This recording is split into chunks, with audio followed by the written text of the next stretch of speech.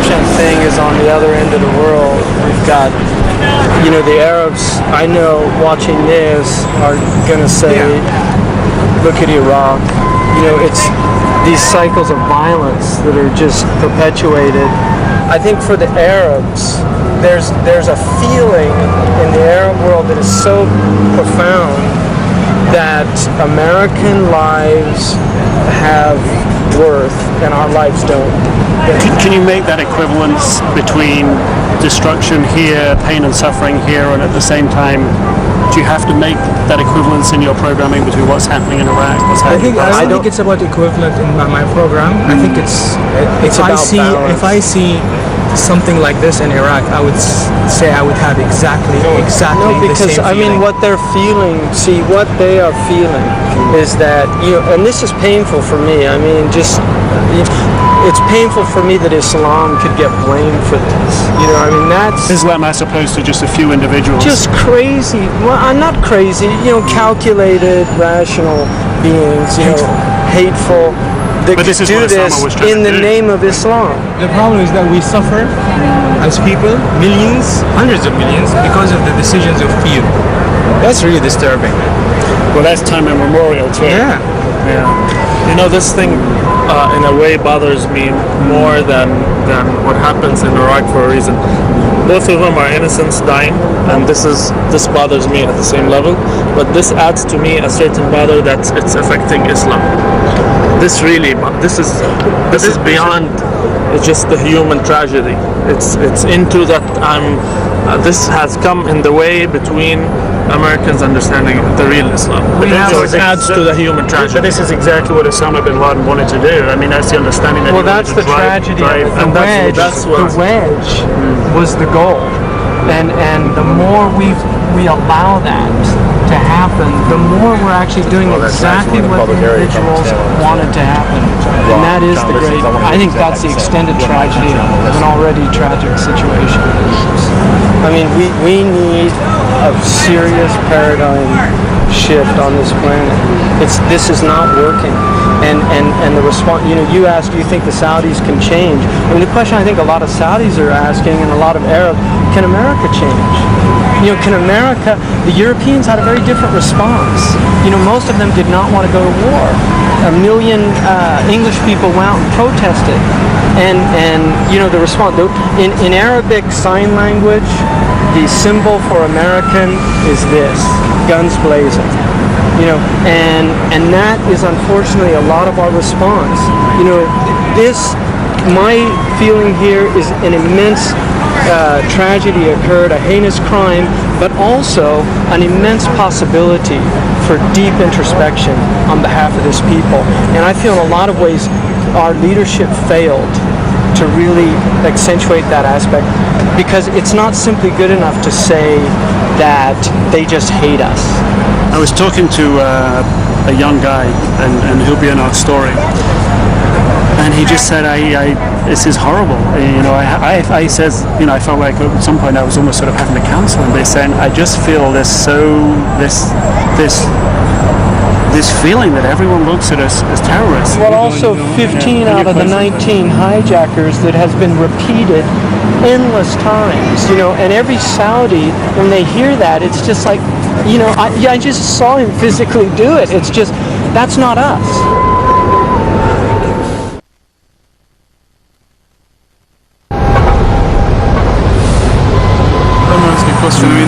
It's like for our audience, we've been doing this show to sort of bridge the gap and show, sort of the balance. What are you guys doing? As CNN or that to do the same for the people? That's what would come into Saudi Arabia and talking to you guys and talking to other people and trying to hear what people are saying. What's the message?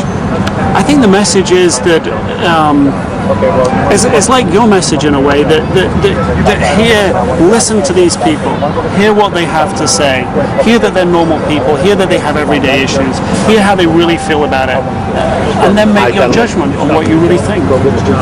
And I think what we've heard you express. You're from where I stand, you're just like right there in the middle of Saudi society. You're the man on the street, if you will, of Saudi society. You're not telling me anything different that other people aren't telling me, and that's what's coming through. What you're telling us, the empathize, the understand, the listen to these issues. I mean, I think that's what we're doing, and you know. Did you have certain expectations before? I mean, before you visited, were you expecting something, then you saw something different? Was it the same? I mean, when I came in June, I came right after the day that Paul Johnson was beheaded, and I felt that I stood out. And I felt, you know, when I arrived in Riyadh, could I trust that taxi driver? Would I be safe? Yeah, would I be safe in the hotel? What is a Saudi seeing on TV? The regular Saudi is sitting in Saudi Arabia. What is he seeing? All he's seeing is the Iraqi war. He's not seeing the Jewish person who we met today, Jewish American, who is defending the Muslims in Guantanamo Bay, and who spent 2 years of his life just defending the Muslims, looking for justice. Saudis don't see that.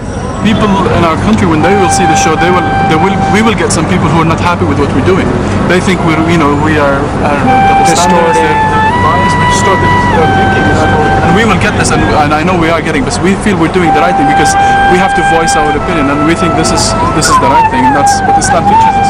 Just go ahead and do whatever is right, and don't listen to what people are saying. And I'm sure a lot of people are watching us right now who are going to watch this and going to say, why didn't you go to Iraq to show all the massacres that are happening? No, exactly. Why And are you going to thinking about coming here September 11th after 3 years of the incident, and you're not going to Iraq, and children are being killed until today? Why are you doing that? I know this is in the mentality of a lot of our viewers. A lot of people are going to... And that's why I stress to say here in this spot that this is a place not to remember this. This is the place to remember all civilians who have died, whether we are in New York or in Iraq. If I was in Iraq, I would mention New York. It's a principle, like Isa said. You know, there are plenty of people covering the situation, right? You're doing something different. You're going against the flow. You're adding another piece.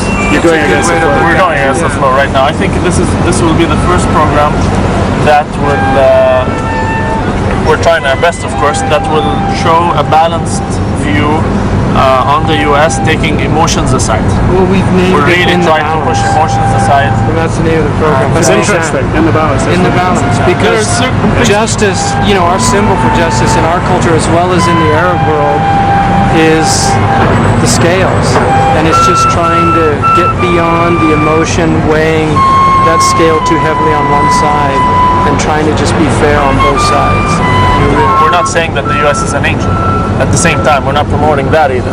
We're saying that it has good, it has bad.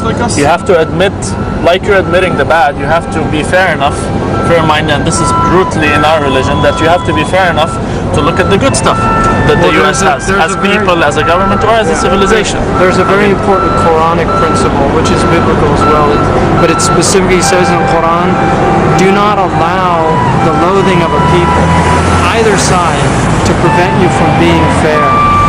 Be fair, because that is closer to piety or godliness. And that's what happens. The anger takes over, the resentment, and it clouds our ability to think rationally and to really be able to see clearly. So instead of seeing you as a human being, I now see you as an enemy or a demon. And you're not. You're just a human being. And I think most of the people out there are just trying to do the best that they can. That's one of the most important lessons I learned until today, is to try to look at people as humans. And maybe I didn't have that before I came. I had it, but not to that extent that I have it right now. After all the interviews we had, I'm looking at people much more on a human level before looking into the religious beliefs, which is in the core of a lot of people in our area. They look first, what's your religion, and then, okay, this will depend on what's your religion, this is how I'm going to treat you.